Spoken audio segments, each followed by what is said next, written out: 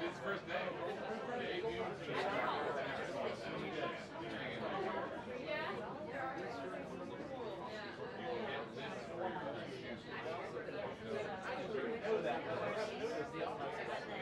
He's so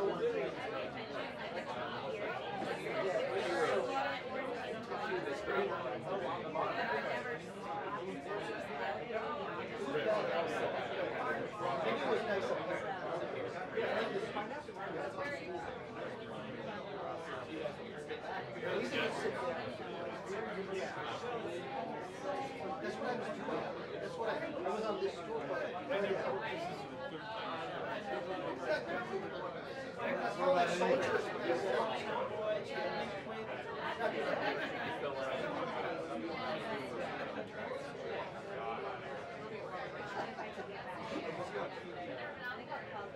No one's all you guys have to share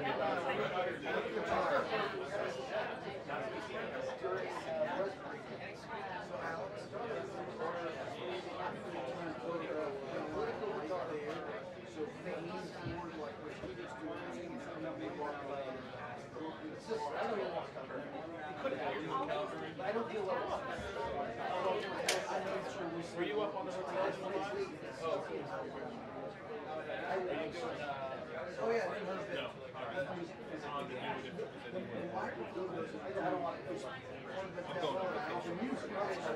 In the picture, it's right.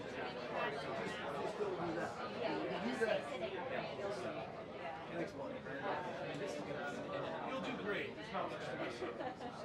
That's what we say. And as it is, I told them I added 2 more days to next. Didn't you do one of those events in Yes.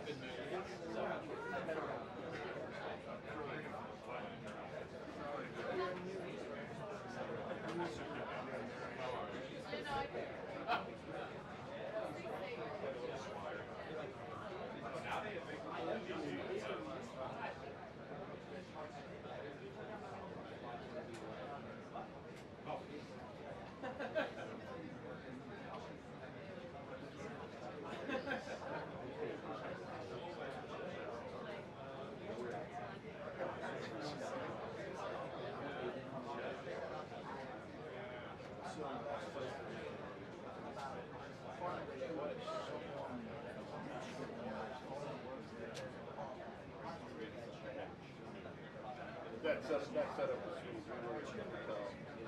We come down. 3 a.m. call.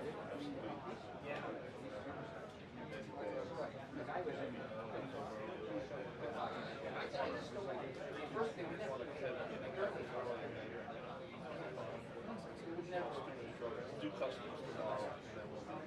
More shift. So bad.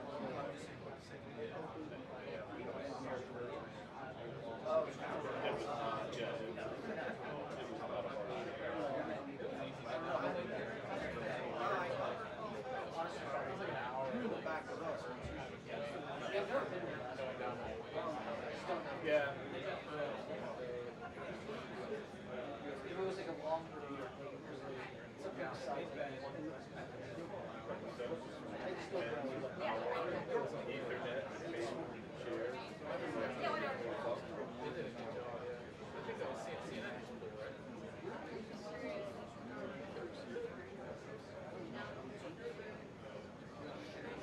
Well, actually, yeah, he brought that up. It just was crazy. People find out.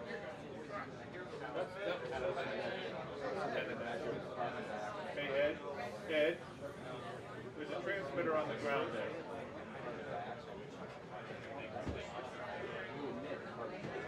Yeah, little red button on the top.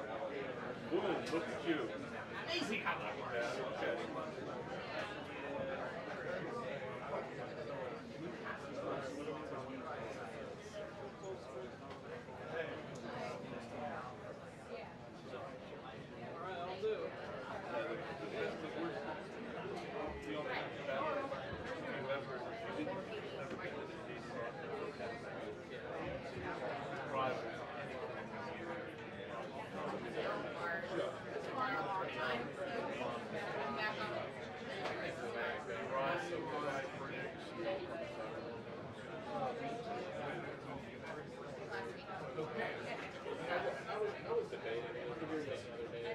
We were debating private. We were debating private.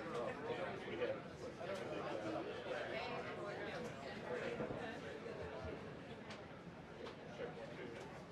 So you're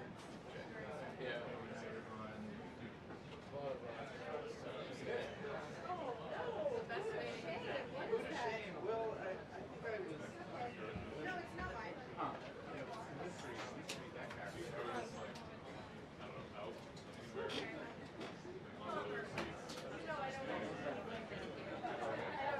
Not much has changed. Are you back? I mean, I would hope so. Still on the lead. I just decided to check it out.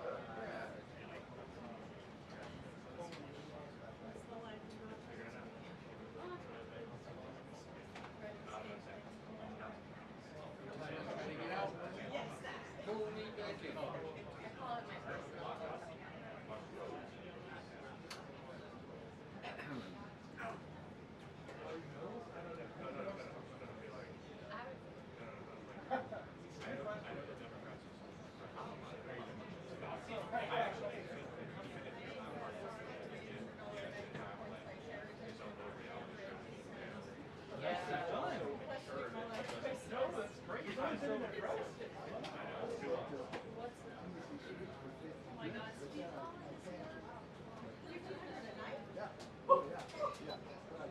I'm by the airport. Yeah, so am I. And I read, hi. So I was like, I am excited Thursday. Somebody probably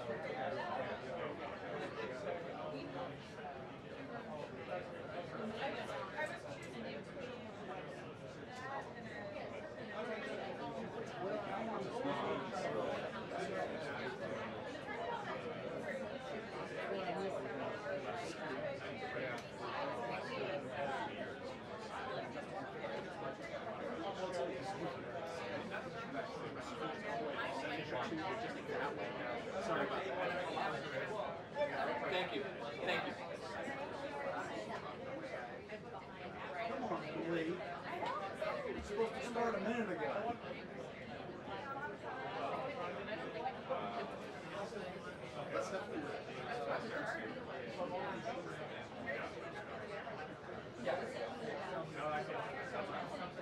Thank you.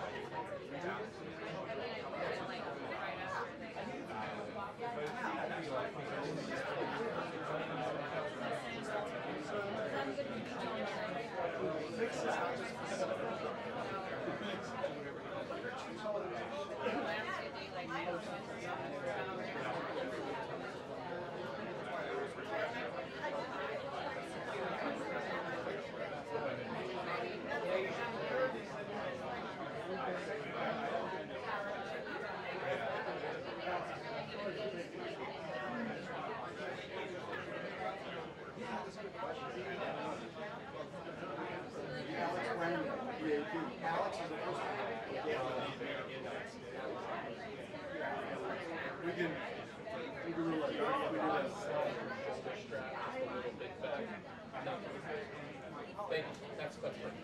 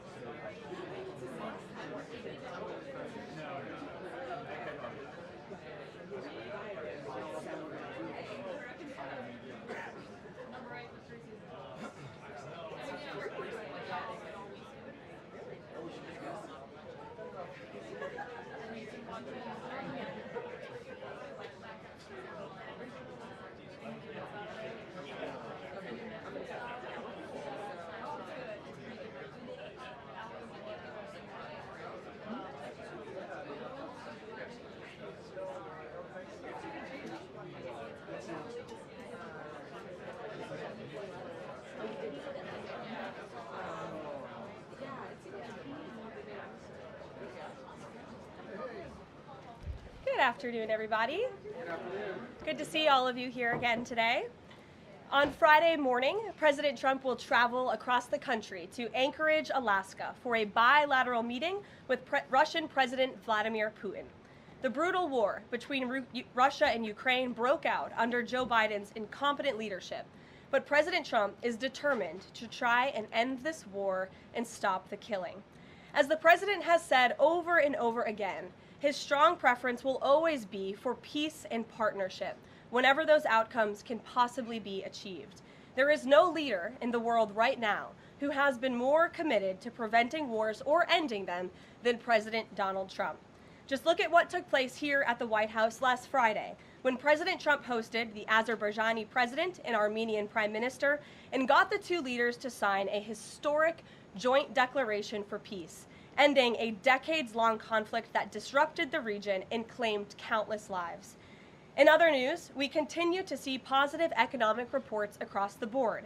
Today's CPI report revealed that inflation beat market expectations once again, and inflation remains stable. Overall, inflation has run at a 1.9 average annual pace in President Trump's first 6 months in office. Prices for everyday goods continue to decline. Energy prices fell in July, including gasoline, which is down nearly 10% over last year, and propane, which is down 2.5% over last year as well. Egg prices fell once again in July and are down 20% since President Trump took office. Shelter inflation, the largest contributor to overall inflation, is at its lowest level since October of 2021. Wage growth for American workers is beating inflation once again. As inflation declines, this administration continues to be wholeheartedly committed to putting more money back into the American people's pockets. American real wages are up 1.3% over last year and have increased each month since President Trump took office. And small business optimism, according to this morning's report, has also reached a 5-month high. Ignore the panicans and trust in President Trump. That is our motto here at the White House. The America First economic agenda is working. On another matter, yesterday, President Trump took bold action to finally restore law and order right here in our nation's capital. The president declared a crime emergency in the District of Columbia, federalized the D.C. Police Department, and mobilized the D.C. National Guard to end violent crime in our nation's capital. As part of the president's massive law enforcement surge, last night, approximately 850 officers and agents were surged across the city. They made a total of 23 arrests, including multiple other contacts. Last night, these arrests consisted of homicide, firearms offenses, possession with intent to distribute narcotics, fare evasion, lewd acts, stalking, possession of a high-capacity magazine, fleeing to elude in a vehicle, no permits, driving under the influence, reckless driving, and a bench warrant. A total of 6 illegal handguns were seized off of District of Columbia streets as part of last night's effort. This is only the beginning.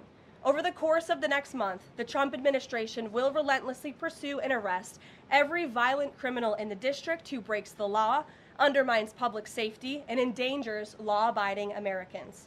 President Trump will not be deterred by soft-on-crime Democrats and media activists who refuse to acknowledge this rampant violence on our streets. He is going to make our nation's capital the most beautiful and safe city on earth, just as he promised on the campaign trail. Staying on the topic of public safety, the Trump administration continues to shatter records on border security. According to brand new numbers released this morning from Customs and Border Patrol, illegal crossings have fallen to all-time lows once again. Here were the records set in July. Again, these numbers were released this morning. The lowest monthly nationwide encounters ever, down nearly 90% from the monthly average under the Biden administration. The lowest monthly Border Patrol apprehensions nationwide ever, smashing the previous record set the prior month in June. The lowest monthly Southwest border apprehensions ever. The lowest daily apprehension average ever. The lowest single-day apprehensions ever. And for the third straight month, there were 0 illegal aliens released into the country. Let me repeat that remarkable statistic. For the third month in a row, not a single illegal alien was released by the Trump administration into the United States of America. This is historic. Under President Trump, this border is the most secure it has ever been. When you fortify the border, when you restore deterrence, and when you empower Border Patrol agents and our brave men and women in uniform to actually do their jobs to enforce our laws, like this president has, this is the incredible result. And in the interior of our country, criminal illegal aliens continue to be arrested and removed. Here are some of the criminals arrested by ICE in just the last few days. ICE Buffalo arrested an illegal alien from Jamaica convicted of attempted murder. ICE Buffalo also arrested an illegal alien from Ecuador convicted of leaving the scene of an accident resulting in death. ICE Houston arrested an illegal alien from Mexico convicted of manslaughter. ICE Newark arrested an illegal alien from Mexico convicted of the sexual assault of a minor. ICE Dallas arrested an illegal alien from Mexico convicted of assault causing bodily injury. And already the Trump administration has arrested more than 300,000 illegal aliens in 2025. Again, more than 300,000 illegal alien criminals have been arrested in the interior of our country in the first 6 months of this administration. And despite many false reports in the media, nearly 70% of these arrests have been criminal aliens with criminal charges or prior convictions. This is success all around. This is removing the most dangerous public safety threats from America's communities and returning these individuals to their home countries. So there's been success all around. I'm sure you have a lot of questions today. I'm happy to get to them, so let's get started. And as always, we'll start with our new media seat, who is our podcast host today, Benny Johnson. Benny, why don't you kick us off, and thanks for being here. Thank you, Caroline. As a DC resident of 15 years, I lived on Capitol Hill. I witnessed so many muggings and so much theft. I lost track. I was carjacked. I have murders on my Ring camera and mass shootings. I witnessed a woman on my block get held up at gunpoint for $20, and my house was set ablaze in an arson with my infant child inside. And so to any reporter that says and lies that DC is a safe place to live and work, let me just say this. Thank you. Thank you for making the city safe, because no parent should have to go through what my family went through, having the fire department rip open their door to save their infant child. And so thank you for your work on securing this city. My question to you is this. Nancy Pelosi has attacked the president for deploying the National Guard to the city, saying that it is to cover for his incompetence. Hillary Clinton has also attacked the president for securing the city of Washington, D.C. I'd like to get your response to Nancy Pelosi and Hillary Clinton. Sure. Well, first of all, Benny, I'm so sorry that happened to you and your family.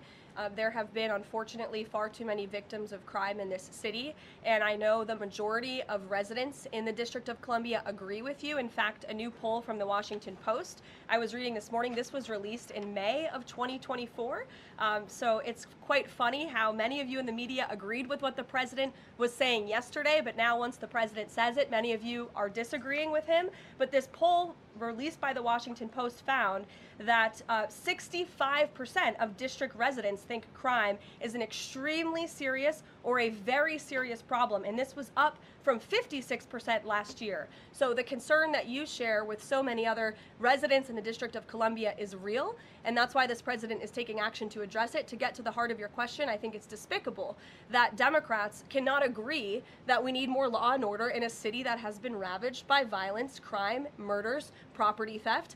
This should be a winning issue for all Americans. I don't understand. It's just anything President Trump does, the Democrats want to disagree with. I think the president would love to work with Democrats on this issue to bring law and order to America's cities, but unfortunately they have failed, and that's why he's taken this historic action to federalize the National Guard. And as you're seeing from last night's numbers, we already have seen success. We are removing violent offenders, we are arresting criminals, and we are removing drugs and firearms off of the streets of the city to make it safer for all of its residents. Just a very quick follow-up to that.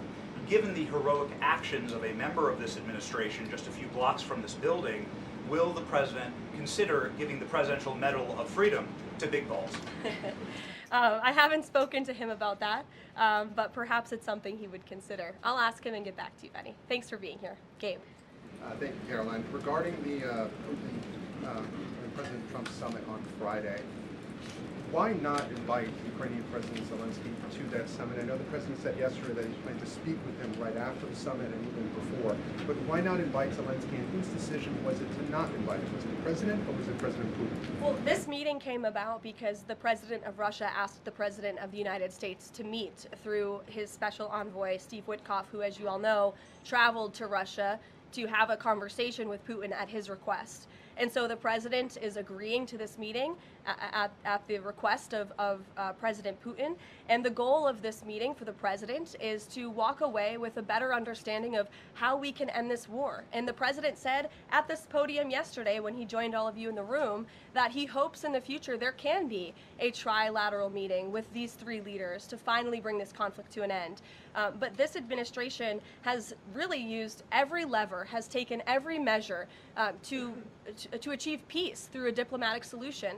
And I think the president of the United States getting in the room with the president of Russia, sitting face to face rather than speaking over the telephone, will give this president the best indication of how to end this war and where this is headed. And another question on something that happened yesterday, but I wanted to get the White House response. A judge ruled that the grand jury transcripts in Ghislaine Maxwell's case should not be released. What's the White House response to that?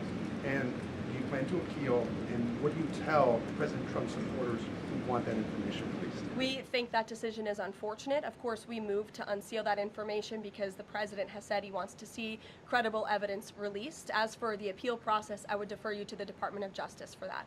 Rachel. Thanks so much, Caroline. We're learning that President Trump spoke with Ukrainian President Zelensky. I was curious if you can share any more details about their call, and did Zelensky give President Trump any red lines, any non-starters ahead of this summit on Friday? Look, I don't want to reveal the private conversations between the president and President Zelensky, but what I can tell you is that the president has deep respect for all parties that are involved in this conflict and are trying to bring this conflict to an end. After Special Envoy Witkoff returned from his meeting with President Putin in Russia, his first phone call was to President Trump. And President Trump's first phone call was to President Zelensky and to our friends in Europe to keep everybody in the loop about where the United States can see moving the ball forward to end this conflict. And so we continue to be very much engaged with President Zelensky and the Ukrainians, but also our allies in Europe as well. And then just one more for you. How does the president measure success coming out of this meeting? The president at times has suggested that Putin might be tapping him along.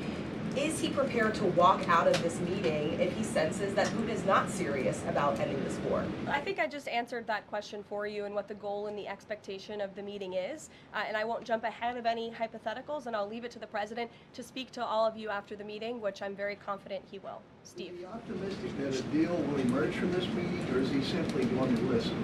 I think this is a listening exercise for the president. Look, only one party that's involved in this war is going to be present. And so this is for the president to go and to get, again, a more firm and better understanding of how we can hopefully bring this war to an end. Caroline, how did you settle on Alaska as the site for this? So there were some other sites being discussed. This is like it was a midpoint between the two leaders? There were many sites discussed, but of course Alaska is a state within the United States of America, so the president is very honored and looks forward to hosting President Putin on American soil. Is there a joint news conference plan, or will the president have a solo one? What sort of scheduling stuff? Yeah, the mechanics and the scheduling, Steve, are still being ironed out. For Friday, we're working with our Russian counterparts to put those plans into action, and of course we'll keep you all apprised on the logistical details of Friday as soon as we get them. Charlie? The president said at the podium yesterday twice that he was planning to go to Russia. Was that a verbal slip-up, or does he actually plan to go to Russia? Perhaps there are plans in the future to travel to Russia, and on Friday the president will be meeting with the Russian President Vladimir Putin in Alaska, as you know. Phil? Last week, the president said the CEO of Intel was highly conflicted, seeming to cite his past investment with Chinese companies that were doing business with the Chinese military. Yesterday, he called his meeting with that CEO a success. So what can you tell us about what the Intel CEO said to President Trump that changed his mind? The president put out a statement that you cited, Phil. I will leave it at that. He shared his thoughts on that meeting and how it went, and for any further comment on that, I'll leave it to him to make. Will the Bureau of Labor Statistics continue to put out monthly jobs reports? Well, look, what I'll tell you about the Bureau of Labor Statistics, I believe that is the plan, and that's the hope, and that these monthly reports will be data that the American people can trust. As you know, the Bureau of Labor Statistics has made massive revisions after the last several reports that they have put out. And there has certainly been a decline in the quality and the reliability of data coming from the Bureau of Labor Statistics, and there's been an increase in revisions. And this president and the administration is finally tackling this problem that so many have talked about, and the president is actually doing something about it. We need to restore new leadership that we can trust. As you know, the president has appointed someone new to take over the BLS, and so we need to look at the means and the methods of how the United States is acquiring this very important data, and all of that is going to be done, and the goal, of course, is to provide honest and good data for the American people to make very important economic decisions on. Michael. Thank you, Caroline. Two questions, if I may. The president has talked about land swaps between Russia and Ukraine. Vladimir Putin says he wants Russia to hold on to Russian-occupied territory in eastern Ukraine. Is the White House at all concerned about the messaging that potentially giving over or allowing for Russia to maintain its occupied territory in eastern Ukraine, what that might say to other U.S. adversaries like China? Look, right now, the President of the United States has done more to end this war than his predecessor, Joe Biden, who allowed this war to take place. This war, don't forget, happened at the result of the weakness and the incompetence of the previous administration. And so the president inherited this conflict, and he is determined to end it. And it's a very complex and complicated situation. As for the details of the plans that have been kind of tossed back and forth, I won't get into those, and I will let the President of the United States discuss those plans with the President of Russia, with our European allies, and the President of Ukraine, Zelensky himself as well. Sure, go ahead, in the green. Thank you, Caroline. As far as the policing and security operations in DC, Speak up. Is there a timeline? Do we know what success looks like? And is it going to last longer than 30 days? And also, is there going to be an immigration enforcement aspect to this? So can you speak up a little bit? The air conditioning is bumping in here for all of you today after yesterday's heater, so we've got to stock up. You're welcome. Go ahead. Is there a timeline for the security operations here in DC? And also, is there going to be an immigration component to this? And what would that look like? Look, if law enforcement officers encounter a criminal in this city, and they are an illegal alien, of course the appropriate measures to detain and deport that individual will be taken, as they should. No city should be a sanctuary for anyone other than law-abiding American citizens, and that's been that has been the position of this administration since day one. As for the timing, we will reevaluate and reassess and make further decisions after this 30-day period is up.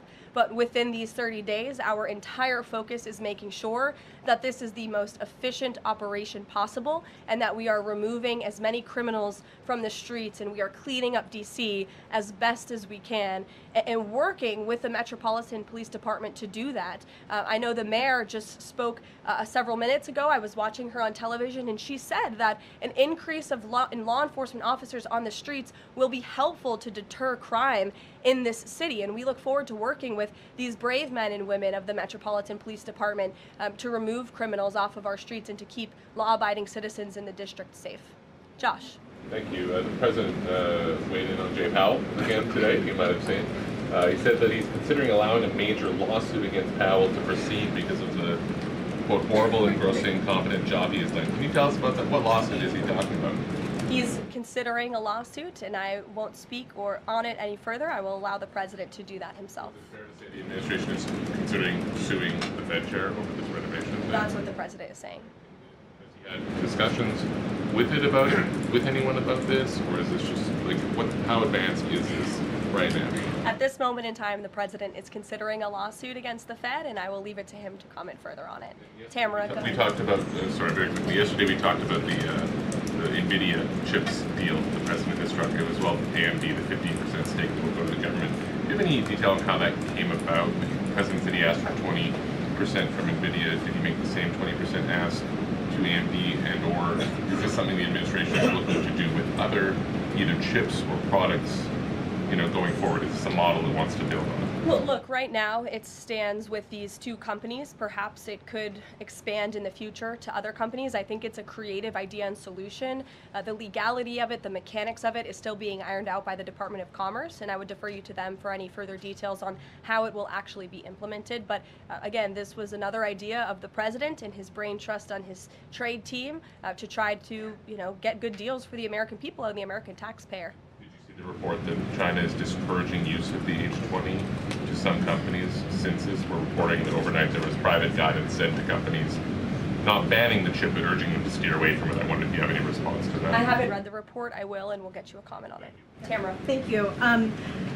Last week, the meeting with Putin was sort of described potentially as an opportunity for a deal. Now it's a feeling out. Has there been a shift in expectations within the White House or an effort to temper expectations about what success looks like for this meeting? Well, I mean, look, I think both can be true, right? The president has always said he wants a peace deal. He wants to see this war come to an end. But this bilateral meeting is a bilateral meeting between one party in this two-party war, right? You need both countries to agree to a deal. The president is accepting this bilateral meeting with Putin on Friday, and I will let him speak further to it after it concludes about how he felt it went. Also, completely unrelated topic, regarding the president's efforts in Washington, D.C., do you have any specifics about how homeless people will be dealt with, where they would be moved to? What does this look like? I do, yes, and it's an important question, so thank you for raising it. The Metropolitan Police Department, with the support of the new federal agencies who have been surging on the streets of the District of Columbia, are going to enforce the laws that are already on the books here in Washington, D.C. For far too long, these laws have been completely ignored, and the homelessness problem has ravaged the city. So D.C. Code 22-1307 and D.C. Municipal Regulation 24-100 give the Metropolitan Police Department the authority to take action when it comes to homeless encampments. So homeless individuals will be given the option to leave their encampment, to be taken to a homeless shelter, to be offered addiction or mental health services, and if they refuse, they will be susceptible to fines or to jail time. Again, these are pre-existing laws that are already on the books. They have not been enforced, which is part of the reason for this federalizing of the National Guard to bring in this assistance for law enforcement. While we are targeting criminals and trying to remove criminals off of the streets, we also want to make DC safe and beautiful, and that involves removing mentally disturbed individuals and homeless encampments as well. So we will be using these regulations and code that already exists to clean up our streets. And we've already had great success. Not many of you picked up on this, but the United States Park Police has actually done remarkable work in terms of removing homeless encampments from the city. Since the president signed this executive order in March, 70 homeless encampments have been removed by the U.S. Park Police. There are only 2 homeless encampments remaining in D.C. federal parks under the National Park Service's jurisdiction, and the removal of those 2 remaining camps is scheduled for this week. So the U.S. Park Police will be leading this effort alongside MPD. Just very quickly, he had talked in one of his social media posts about moving them very far outside of the city. Is that off? No, it's not off. We're exploring how we could do that. But again, homeless shelters, offered addiction and mental health services, or jail if they refuse are the options on the table right now. And we'll continue to explore that option. Sure. Thank you so much, Karoline. President Zelensky said moments ago that he thinks Russia is preparing for a new offensive on at least 3 different areas of the front line. Is this something that you could confirm based on U.S. intelligence? And if the president sees that Putin is indeed planning major new offensive or moving troops, would he call off the meeting on Friday? I'm not in a position to confirm or deny or comment on that intel at this time. Monica? Thanks, Caroline. My question involves Russiagate. A whistleblower alleges that then Congressman Adam Schiff approved leaking classified information to smear President Trump's image during the Russiagate scandal. Does the president plan to investigate Adam Schiff, and what would accountability look like if more information confirms this report? The president has already said he wants to see Adam Schiff held accountable for the countless lies he told the American people in relation to the Russiagate scandal. I brought Tulsi Gabbard out to this podium to talk to you about all of that, and this administration is taking accountability very seriously. As for this new FBI whistleblower report, I understand Kash Patel last night declassified a 302 FBI document showing that a whistleblower who is a Democrat, a career intelligence officer who worked for Democrats on the House Intel Committee for more than a decade, repeatedly warned the FBI in 2017 that then Rep. Adam Schiff had approved leaking classified information to smear then President Donald Trump over the Russiagate scandal. This is obviously a bombshell whistleblower report. Hopefully more people in this room will cover it as such. And I have a quote from the FBI director for all of you. He has said this: "For years, certain officials used their positions to selectively leak classified information to shape political narratives. It was all done with one purpose: to weaponize intelligence and law enforcement for political gain.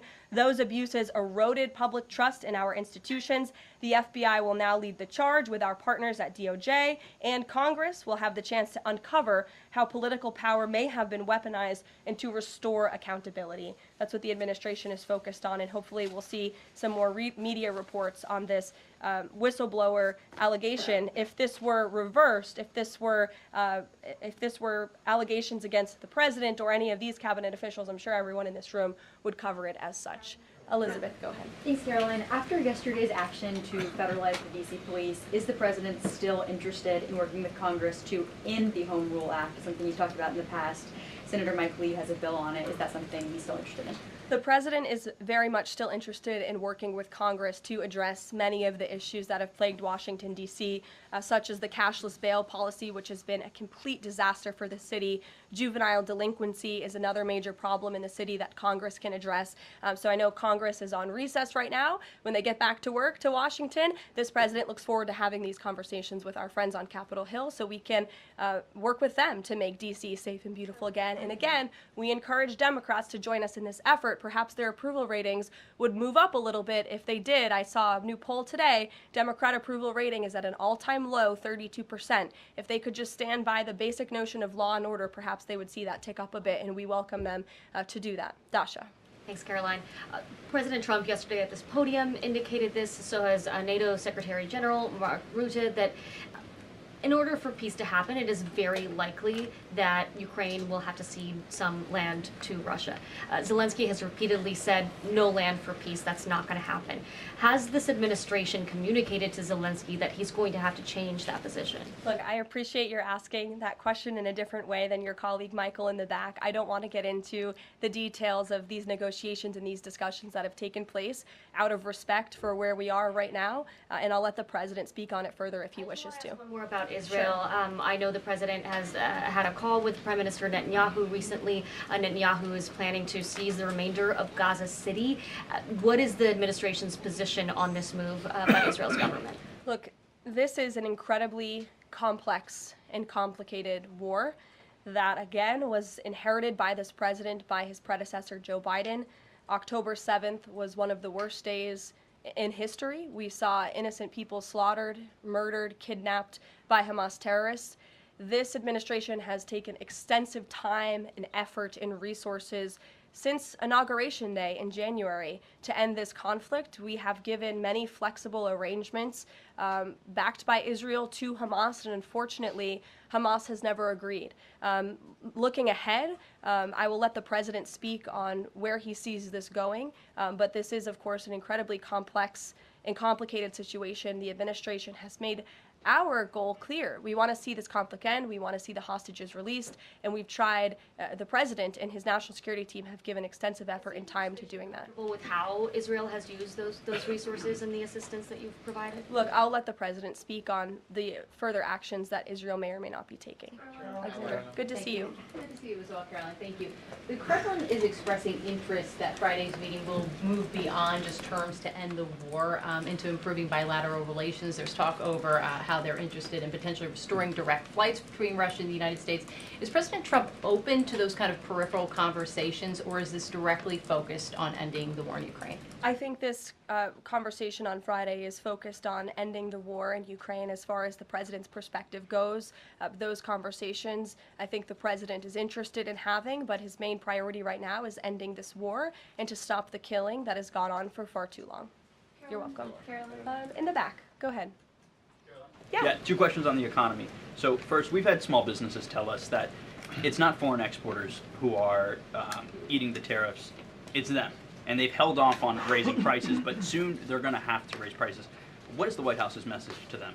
The White House's message to our small business owners across the country is you have never had a better ally or friend or supporter in this White House than President Donald Trump, who is a businessman himself, who understands your concerns and who wants to restore wealth back to our country through the powerful use of tariffs. And that's what he's focused on doing, while simultaneously driving down costs. You have to remember, we are 6 months into this administration, and we had a president who had no business experience, had no idea what he was doing, and who funneled billions of wasteful spending dollars into our economy, which created the worst inflation crisis in a generation. Now this president is focused on tackling inflation, deregulating, cutting costs, cutting red tape to make it easier for small business owners to thrive.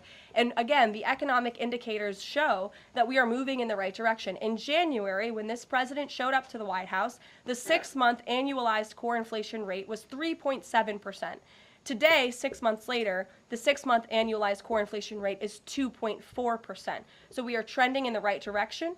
Moving forward, since President Trump took office, for another 6 months, inflation will be tracking at 1.9% at this trajectory. You look at grocery prices, they fell, energy prices fell, fuel oil fell, ship fares fell, propane fell, butter, margarine, eggs, non-prescription drugs. You go through the list of items that are falling. And then I would also point to that report this morning showing that small business optimism has reached a 5-month high. So look, we inherited an economic mess from the previous administration, but this administration is focused on fixing it every day. And part of that is signing the largest tax cuts into law to put more money back into the pockets of these small business owners. Just on the BLS, they collect the inflation data, obviously. If the jobs data is not reliable, should Americans trust the inflation data? Well, look, the jobs data has had massive revisions. We want to ensure that all of the data, the inflation data, the jobs data, any data point that is coming out of the BLS is trustworthy and is accurate, which is why the president has restored new leadership at the BLS. Sure, go ahead. Yeah. Okay. All right. Thank you.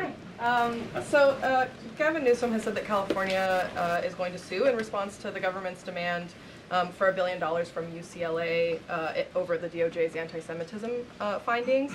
Newsom has called this extortion and ransom, so I'm wondering what the White House's response is to Newsom on UCLA. Bring it on, Gavin. This administration is well within its legal right to do this, and we want to ensure that our colleges and our universities are respecting the First Amendment rights and the religious liberties of students on their campuses, and UCLA has failed to do that. And I have a whole list of examples that I will forward to Gavin Newsom's press office if he hasn't seen them himself. Brett.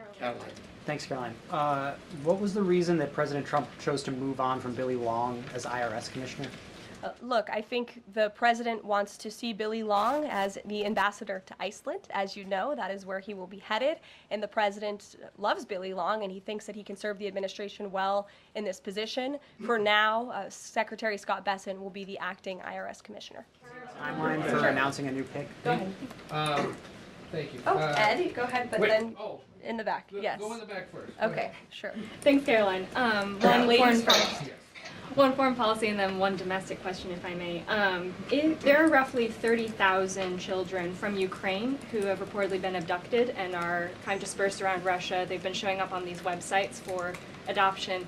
Is their return a red line for the president in any deal ending the war? The administration is aware of these reports. I don't want to set red lines for the president on his behalf from this podium. However, the president did encourage Ukraine and Russia to speak directly to one another in terms of these humanitarian issues, and we have seen progress. You have seen prisoners of war swapped between these two countries as a result of these direct talks, as well as children, and that remains a concern, but it's one that Russia and Ukraine need to iron out together, which is why this president has encouraged them to speak. Okay, and then if I can, the D.C. action real quick. The president said yesterday that this is a model federalizing the National Guard that could be used to combat really high rates of crime in other cities like Chicago, LA, Baltimore. What sort of authority would he have to deploy forces like that, absent the Home Rule Act? Look, the president is speaking about what he'd like to see take place in other cities around the country. Right now, this administration is focused on making D.C. safe and beautiful again. When the time comes, we'll talk about that. But I will note that the president wants to see all of our nation's cities be safe. But I think starting with our nation's capital is a great place to begin, and it should serve as a model for the rest of the country. Ed. Just to bind up a few of the D.C. things, because a lot of them have been asked, but in talking with Congress about potential changes to home rule and whatever else, would he also push the House to finally pass D.C.'s budget so that it has access to all that money that it does need for policing, for schools, and for other services here in the city? Yes, and as you know, he has done that. He put out a statement calling on the House to take up the Senate's legislation, and he stands by that position. Okay, let me take you back to something from last month. You guys announced the president was diagnosed with chronic venous insufficiency after his legs were seen swelling. How's he being treated for that? And while you were upfront about those health issues, curious if the White House would be willing to let us speak with his physician directly about those health issues. I know there were a lot of concerns about the last White House not making the physician available. Would the physician be available in this case? I don't want to make that commitment on behalf of the physician, but it's certainly something we can look into and explore out of the effort of transparency, because unlike the previous White House, there is nothing to hide. You guys see this president working around the clock, literally 24/7, all of the time, and I will be happy to look into that request. Can we at least get an update on how he's being treated for the swelling legs and for the hands and the other issues? Look, you see the president every day. He's moving, he's working, he's continuing. There have been no adjustments made to his lifestyle. Thanks, Caroline. I have two questions, one on D.C., but on the Putin meeting on Friday, does the president plan to meet with Putin one-on-one? Yes, that's part of the plan. And as for the other mechanics and logistics, I will let our team speak to that when they're ironed out. And on what's happening in D.C. with the federal takeover, what we've heard from the mayor and the police chief is that their understanding is there has been no change in the leadership structure. In the White House's view, who is in charge of the MPD right now?